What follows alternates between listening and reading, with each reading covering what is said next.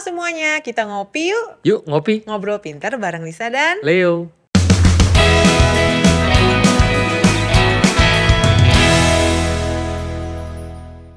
banyak banget nilai belakangan ini kedengeran kata-kata tentang literasi keuangan. Literasi keuangan. Literasi keuangan, apalagi di kurikulum pelajaran anak SD zaman sekarang itu dimasukin tentang literasi keuangan. Oh, dari kecil nih sekarang Dari udah kecil mulai belajar nih. Diajarin literasi keuangan. gimana cara nyari duit gitu, menghasilkan uang, terus duit tuh diapain, uang tuh apa. Karena kan banyak anak-anak zaman sekarang gak ngerti proses cari uang. Benar. Pokoknya taunya ATM itu mesin yang kalau kita taruh kartu pasti keluar uang dengan sendirinya, kayak hujan gitu. Ada anak kecil yang mau main ke sini, mau main ke situ, mamanya bilang uangnya nggak ada. Ambil aja dari ATM. Betul, itu juga terjadi tuh sama gue. Jadi itu kan ambil aja di ATM, dia nggak tahu prosesnya. Karena kali ini kita mau bahas tentang pengertian literasi keuangan. Jadi literasi keuangan adalah pengetahuan dan keterampilan. Jadi selain pengetahuan, ada kata keterampilan dalam mengelola keuangan. Jadi adanya kesadaran ini memiliki efek jangka panjang untuk menjaga kondisi keuangan ke depannya supaya tetap stabil, aman, dan sejahtera. Gimana dapetnya, pengetahuannya gimana dapetnya dan gimana kelolanya. Keterampilannya juga dibutuhkan. Kadang-kadang kita tahu ya, nabung, tapi nggak punya skill untuk rutinitas menabung. Oh iya, itu penting. Itu skill yang penting. Tahu investasi, tapi cuman apa sih jadi cuman apa aja sih investasi kemana aja sih ya. Dan kalaupun punya pengetahuannya, tidak semua orang punya keterampilannya mengelola keuangan. Makanya penting banget memang literasi keuangan ini diajarin dari sedini mungkin. Bahkan kalau di tentang psikologi anak itu dari usia 7 tahun dia udah bisa diajarin tentang literasi keuangan. 7 tahun gitu. Jadi sebenarnya literasi keuangan gak penting buat individu juga, tapi kan berpengaruh dalam kemajuan perekonomian suatu negara. Oh, pengaruh ya? Pengaruh. Kalau masyarakatnya boros, negara bisa terpengaruh secara ekonomi. Perputarannya lancar. Tapi kalau semua penduduknya nabung doang, enggak juga ya. Investasi, duit didiemin doang, disimpan terus, nggak ngopi, nggak jalan-jalan, pariwisata hancur. Jadi ekonomi tidak berputar. Tidak berputar. Itulah kenapa salah satu indikator suatu negara mengalami kemajuan ditandai dari adanya kesadaran masyarakat akan pentingnya literasi keuangan. Gitu. Jadi kalau dikutip dari OJK, Otoritas Jasa Keuangan, literasi keuangan itu punya 3 aspek penting. 3 aspek? 3. Nah, aspeknya yang itu pertama adalah kalau berdasarkan OJK 1, pengetahuan. Pengetahuan. Atau knowledge.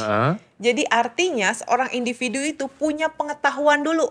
Punya informasi yang memadai tentang jasa keuangan, resiko-resiko keuangan, hak, kewajiban konsumen, dan lain-lain. Jadi jenis-jenis apa aja sih yang berhubungan dengan keuangan tuh apa aja? Iya, pengetahuannya dulu deh. Resikonya, gitu. Kalau menabung resikonya uangnya banyak. Iya, atau nabungnya di mana? Jangan sampai di investasinya bodong gitu. Iya, berinvestasi di mana ya. Apa investasi itu apa? Yang didapat apa sih? Kalau nabung di bank dapatnya apa? Resikonya kalau apa? Taruhnya di deposito dapatnya apa? Risikonya apa? Ya, nah obligasi kan dari dulu kita SD nggak ngerti ya. Dapatnya kupon ya, kirain kupon voucher makan, voucher belanja. Iya kan? Apa juga. Jadi mesti cari tahu itu ya. Iya, apa kalau sekarang P2P atau peer to peer ya? Peer to peer lending. Nah itu kan pernah dengar, tapi apa sih resikonya? Kalau nggak pernah dipelajari, taunya peer to peer kan buah-buahan ya. Iya. Jadinya supir, antara supir dan supir. Bukan. Iya betul juga. Pokoknya apa hak gua, apa kewajibannya, apakah itu setorannya berupa bulanan kah? Misalnya apakah sekali naruh atau itu tuh perlu. Even sesimpel deposito juga kan ada deposito kan itu di lock ya, maksudnya dikunci dananya. Iya. Tahu nggak kita bahwa itu bisa dikunci? Gimana kalau dikunci 3 bulan aja? Dikunci resikonya apa? 6 bulan, kalau dikunci setahun ya. Masa waktunya belum berakhir tapi duitnya perlu ditarik. Perlu diambil, jadi nggak dapet. Atau juga untungnya ada kayak reksadana yang sebenarnya bentuknya investasi tapi setorannya bulanan, gitu kan? Jadi sebenarnya itu mesti cari tahu dulu gitu, pengetahuan sebelum mengambil tindakan apa yang mau investasi apa yang mau diambil. Betul, itu yang pertama knowledge. Yang kedua itu adalah faktor keterampilan. Kayak tadi skill. Jadi keterampilan atau skill ini menandakan individu tersebut mampu menerapkan pengetahuan yang dia punya sudah untuk mengerti, mengelola keuangan. Gitu. Jadi walaupun tahu banyak hal, kalau nggak punya skillnya, ya sama juga bohong. Iya, jadi mesti dia mampu memperhitungkan resikonya. Iya. Menghitung bunganya. Nah, penting itu. Penting. Return-nya ya, bunganya. Karena setiap instrumen, setiap jenis investasi, hasilnya berbeda-beda. Terus kalau pengen dapetin segitu, misalnya pengen rebahan aja tapi dapat 10 juta setiap bulan.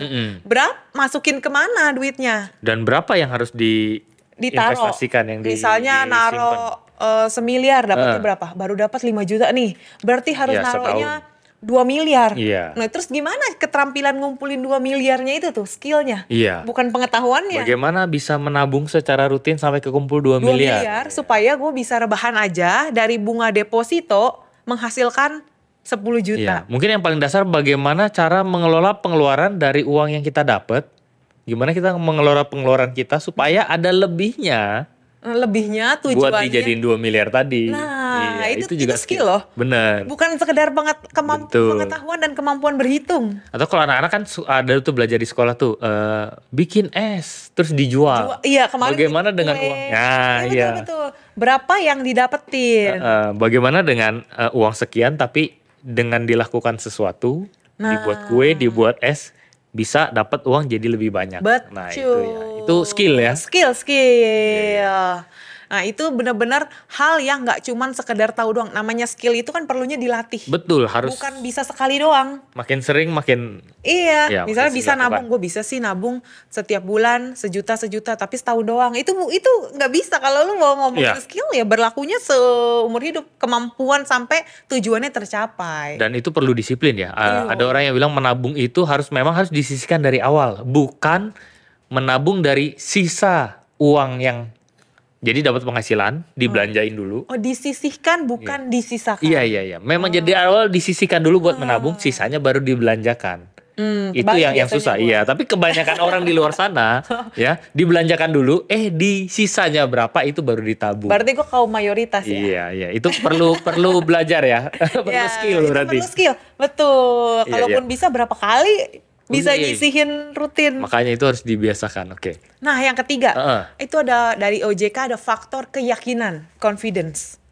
Artinya apa? Ada rasa percaya terhadap uang yang disalurkan untuk diolah oleh lembaga atau jasa keuangan yang dipercaya. Iya. Sesuai dengan instrumennya ya. Setiap instrumen kan ada resiko, ada returnnya. Benar. Nah, berarti sepercaya apa? Karena kalau nggak percaya, tarik, pindah. Iya. Naro, belum kumpul-kumpul. Nggak kekumpul-kumpul. Iya. Jadi faktornya itu 3. Punya knowledge-nya, punya pengetahuannya, punya keterampilannya, sama punya keyakinannya. Ya otomatis kepedeannya. Mesti pede taruh di satu instrumen investasi ya. Kalau enggak. Tahu nggak kalau ternyata misalnya naruhnya bentuknya obligasi. Emang sih turun, tapi turunnya nggak separah kalau lu misalnya main saham gitu. Tapi kuponnya jumlahnya tetap. Jadi kita tuh tahu kalau benar-benar mau cairin atau mau lanjutin, itu benar-benar tahu resikonya dan tahu returnnya gitu. Bunga berbunga itu penting. Atau gue juga punya kenalan yang dia selalu berinvestasi di emas. Nah, dengan saking memang pede, jadi yakin pada saat harga emas lagi turun, dia malah tambah beli. Itu kan perlu kepedean juga ya. Harga emasnya lagi turun nih. Malah tambah beli emas. Kalau ngikut orang doang mah, gue jual nih. Iya. Padahal di posisi pada saat harga emas turun, berarti dengan uang yang sama dia bisa dapat gram lebih banyak. Sehingga kalau kemudian harganya kembali normal, jadi lebih untung. Nah, makanya PD-nya butuh di situ. PD-nya muncul dari pengetahuan. Nah, sama skill-nya juga kali ya. Berarti dia ngumpulinnya nggak baru. Iya, udah punya. Sudah doktrin lama. dari neneknya tuh ngumpul emas biasanya di kaleng. Ya. Nah, ada nih aspek literasi keuangan menurut Chen and Volpe. Nah, ini juga banyak teman-teman mungkin udah tahu. Yang pertama, pemahaman pengetahuan dasar tentang keuangan pribadi. Jadi aspek literasi menurut OJK kan tadi 3. Ini menurut Chen and Volpe ada 4. 1, pemahaman pengetahuan dasar tentang keuangan pribadi, yaitu memahami pengetahuan atau informasi dasar tentang keuangan diri sendiri. Gimana tuh maksudnya? Memang gue misalnya karyawan, gajinya udah ketaker, misalnya 10. Oke. mampu disisihkan misalnya 2 juta setiap bulan. Jadi tahu dulu kemampuan tentang diri sendiri, pengetahuan keuangan. Jadi nggak cuma ikut-ikutan. Si ini ambil reksadana bunganya gede, gue taruh rutin sih 2 juta, wah kayaknya gue bisa nih sekian, padahal itu udah mepet banget. Padahal penghasilannya 3 juta ya. Jadi paham dulu pengetahuan tentang keuangan pribadinya. Jadi tahu mana yang cocok. Misalnya gue tipikal orang yang nggak bisa deg-degan, nggak bisa yang high risk high return. Pengenalan penerimaannya terhadap satu resiko investasi. Dan keuangan gue juga belum settle amat. Jadi ada potensi ya dari uang ini. Ada potensi gue ngambil sih gitu someday misalnya kalau terjadi sesuatu. Jadi perlu paham dulu tentang keuangan pribadi. Berarti kita perlu tahu tujuan kita menyimpan uang ini apakah untuk kebutuhan jangka pendek atau jangka panjang. Terus yang kedua, penghasilan kita berapa sih? Berapa yang harus kita keluarkan dan berapa yang harus kita sisihkan, karena semua itu ada aturannya ya. Jadi kemampuan kita menyisihkan tuh, itu uang gak diganggu gugat berapa lama. Kalau ada potensi, wah adek gue bentar lagi sekolah nih, kayaknya 6 bulan lagi perlu bantuin orang tua. Masih tahu itu dulu tuh. Kemampuan pengetahuan dasar tentang keuangan pribadi. Buat teman-teman yang agak kesulitan di sini, banyak kok di sana ya para financial planner yang bisa dimintain bantuan buat financial check up teman-teman. Betul, financial check up. Biar mengetahui. Yang kedua itu ada faktor tabungan dan pinjaman. Nggak melulu pinjaman itu artinya buruk. Dan gak melulu menabung terus itu baik. Contohnya? Nah, jadi saving and borrowing. Kedua aspek ini mengetahui plus semua informasi tentang tabungan dan pinjaman. Salah satunya penggunaan kartu kredit. Banyak orang yang berpikir kartu kredit itu adalah uang lebih. Padahal kartu kredit itu cuman salah satu alternatif cara pembayaran.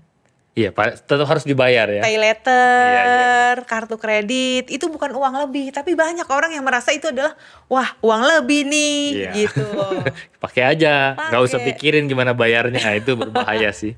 Namanya pay letter loh, bayar tetap harus di-pay. Kan pay bener ya. Iya, bener-bener. Walaupun nggak langsung ya, tapi perlu di-pay tetap. Perlu di-pay. Mungkin kalau kartu kredit orang bingung gitu, masih nggak ada.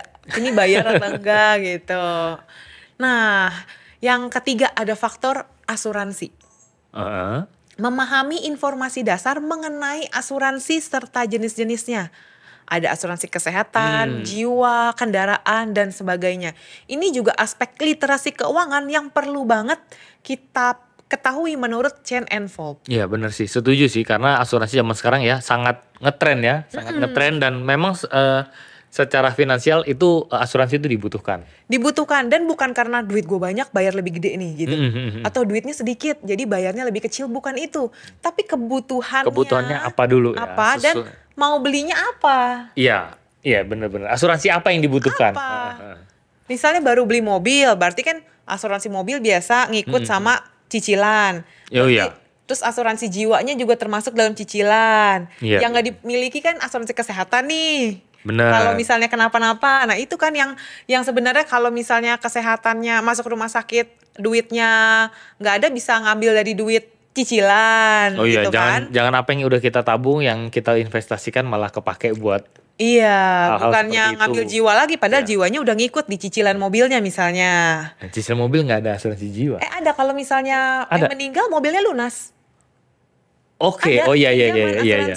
Iya, cicilan rumah juga ada. Rumah ada, mau kendaraan ada. Jadi kan kalau seandainya lewat gimana orangnya? Langsung lunas, langsung itu. Free. Nah, kalau mau mobil gratis tuker dengan jiwa ya, jangan.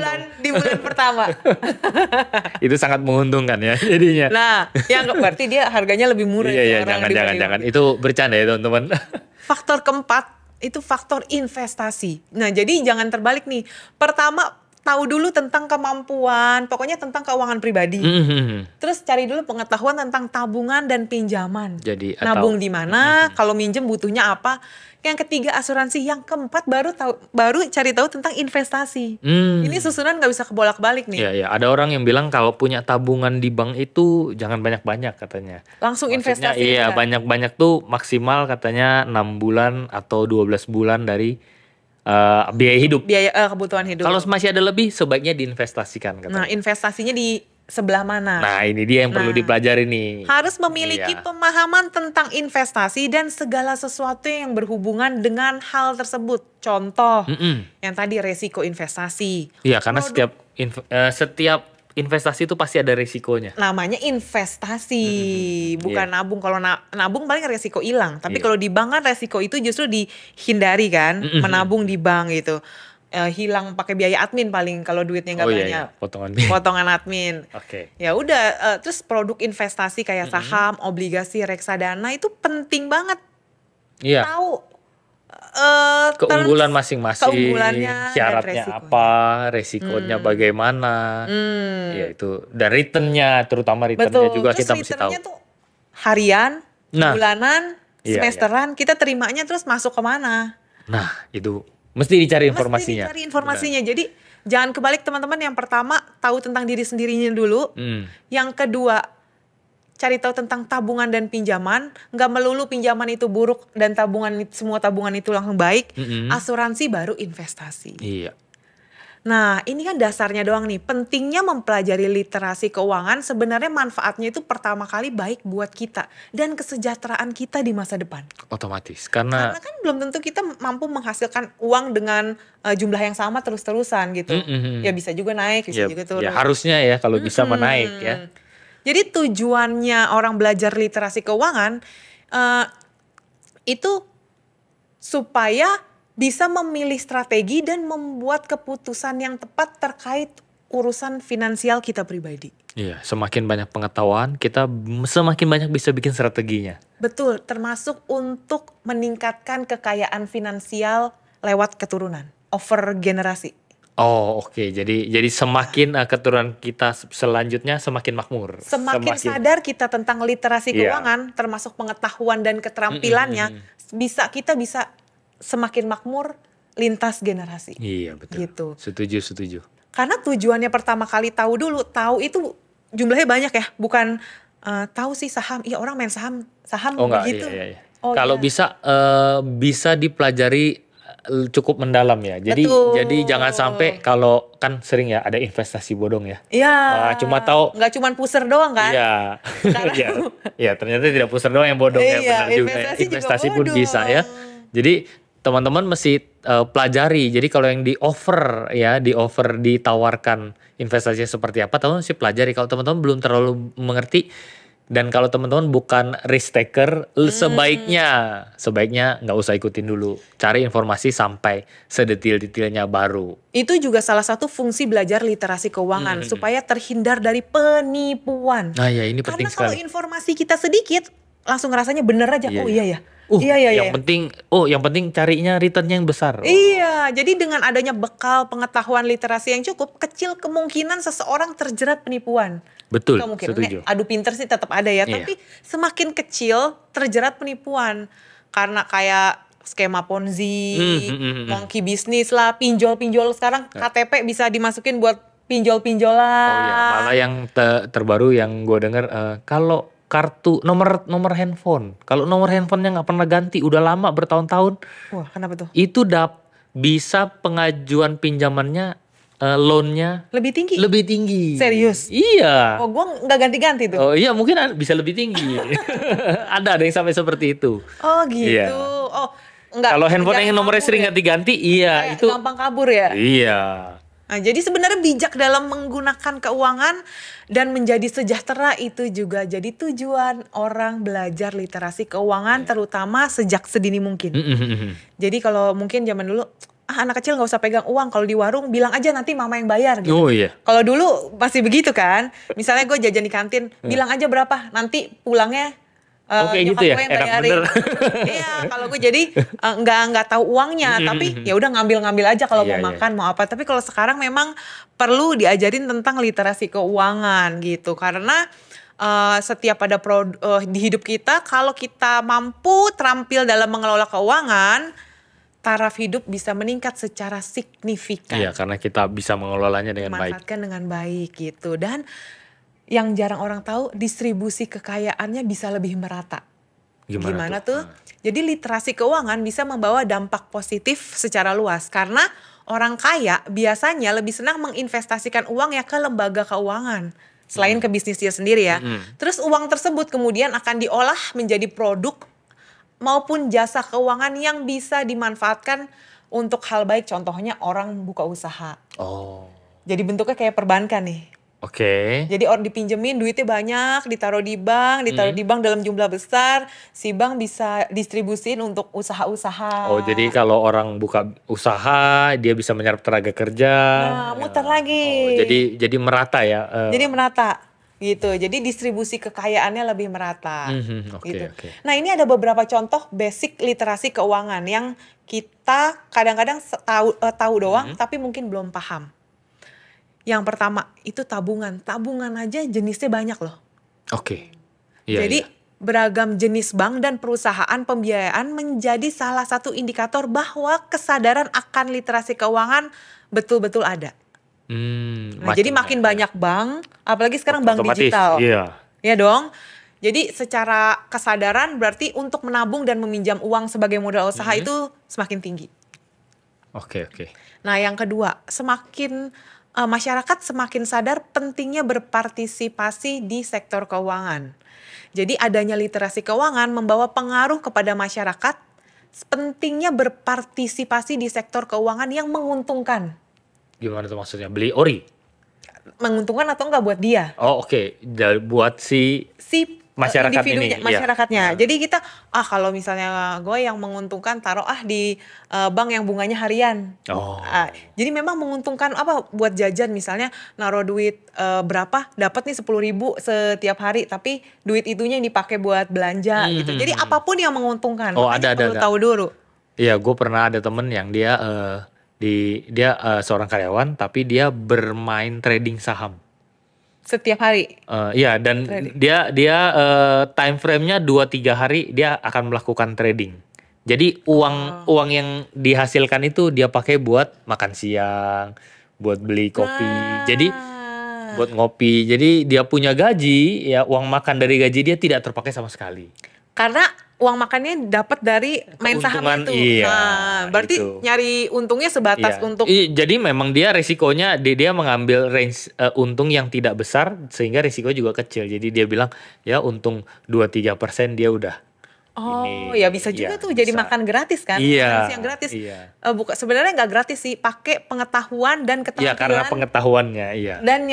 Dan keterampilan yang dia punya. Betul. Betul. Sebenarnya penting juga kalau kita mampu memanfaatkan hutang untuk kegiatan yang lebih produktif. Hutang untuk kegiatan yang produktif ya. Ini cukup menarik nih. Nggak selalu artinya buruk kalau dilakukan dengan benar. Berhutang justru bisa menguntungkan sih, misalnya untuk mulai usaha. Berhutang untuk diinvestasikan ke trading, robot trading gitu. Iya, kalau bodong. Enggak ya. Kalau bodong ya berbahaya ya. Tapi kalau misalnya mau usaha. Beli ruko. Beli ruko kan kita hutang nih misalnya.